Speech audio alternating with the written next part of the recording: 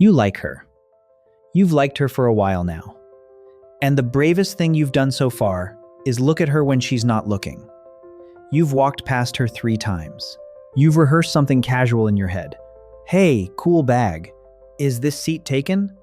By the time you looked up, the moment was gone. You've probably imagined the conversation going wrong in 14 different ways before it even started. I know, because I spent 2 weeks sitting 3 seats away from a girl at a coffee shop. Same table, same order. 2 weeks. Never said a word. My buddy asked, "Did you talk to her yet?" I said, "I'm working up to it." He just stared at me. Fair enough. And part of me kept thinking, I'll do it once I get my stuff together. Once I get the better job. Once I'm not checking my bank account every morning like it's a report card on whether I'm allowed to talk to women. You tell yourself you need to fix your whole life before you can say hi to someone. So you never say hi. So you never fix your life either.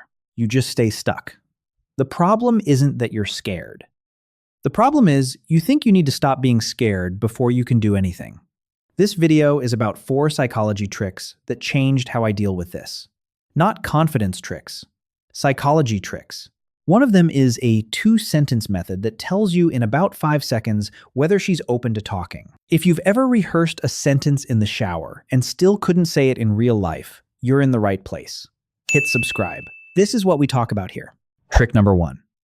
The boring opener rule. I wish someone told me this 5 years ago.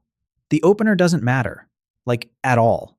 I used to think I needed the perfect first line, something clever, something smooth. So I'd stand there running through options in my head like I was writing a screenplay. Meanwhile, she's just sitting there drinking her coffee. She has no idea there's a guy 3 tables away auditioning opening lines like it's a job interview. And then I'd say nothing, because nothing felt good enough. You've done this. You know exactly what I'm talking about. Then I read something that kind of blew my mind. There's a concept in psychology called thin slicing. It means people form an impression of you in the first few seconds, but not from what you say, from how you say it, your tone, your eye contact, whether you seem tense or relaxed. So the actual words barely register. Hey, is this place always this busy? Works. I like your jacket? Works. Even just, hey, works. The line is not the thing. Your energy is the thing. The first time I tried this, I walked up to a girl at a bookstore and said, "Have you read anything good lately?" The most boring question on the planet. She laughed and said, "That depends on your definition of good." We talked for 20 minutes. Nothing clever happened, nothing needed to. Trick 2, the proximity warm-up. You don't walk up to a stranger cold. That's what makes it weird. There's a thing in psychology called the proximity effect. All it means is the more someone sees you around, the more familiar and safe you feel to their brain. Like becoming a regular at a coffee shop. Nobody's nervous around the regular. So before you say a word, just be around. Sit nearby a couple times. Make eye contact once. Not a stare, just a glance. Smile if it happens naturally. Let her brain register that you exist before you open your mouth. I did this by accident once. There was a girl at my gym who I'd see a few times a week. We never talked, but we'd end up near the same equipment. One day she asked me if I was done with the bench. That's it. That was the whole start. But it felt natural because we'd been in the same room for weeks. Her brain already knew my face. There was no cold approach. No pressure. No weirdness. Think of it like warming up an engine on a cold morning. You don't floor it from a dead start. You let it idle for a minute. Then it runs smooth. The first conversation after a proximity warm-up feels completely different. It doesn't feel like approaching a stranger. It feels like talking to someone you've kind of already met. Pretty easy math. But that's not even the part that changed things for me. Trick 3, the 2-sentence test.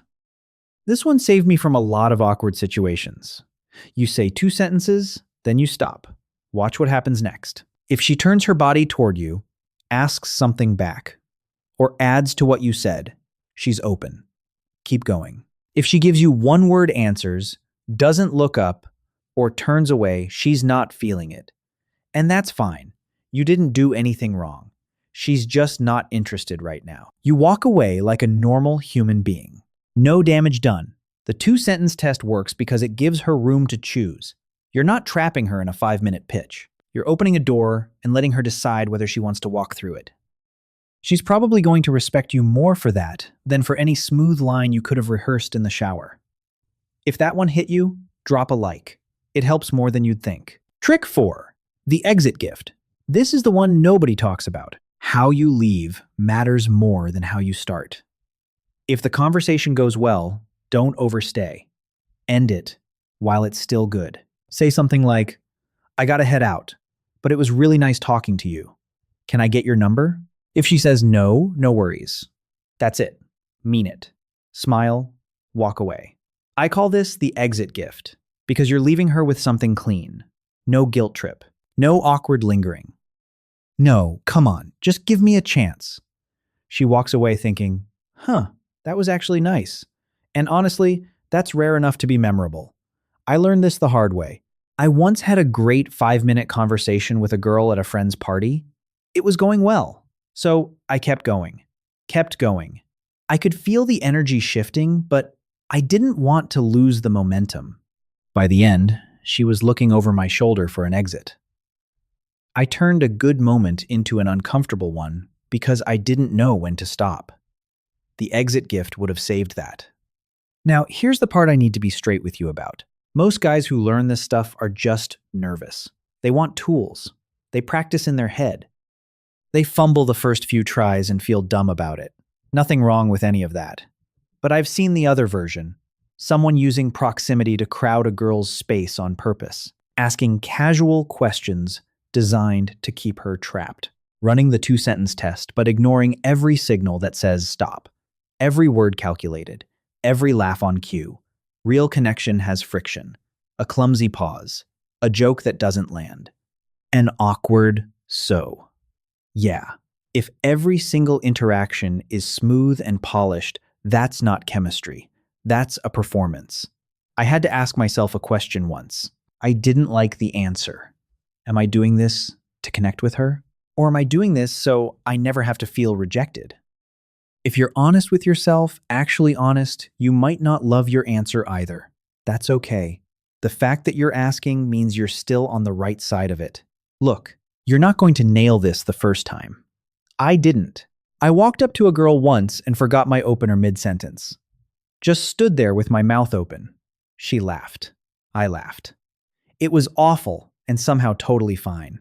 And you don't need to wait until your life is perfect. You don't need the better job first, the better apartment, 20 more pounds on your bench. That whole I'll do it when I'm ready thing. I ran that program for years. Ready never came. The part nobody tells you is that she's probably nervous too.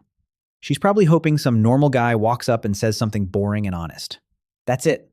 That's the whole bar. Maybe the goal was never to become a guy who talks to women without being nervous. Maybe it's just to become the guy who's nervous and walks over anyway. If this one helped, go watch this next. It's about why your brain treats rejection like a life-threatening emergency and what to do when it does.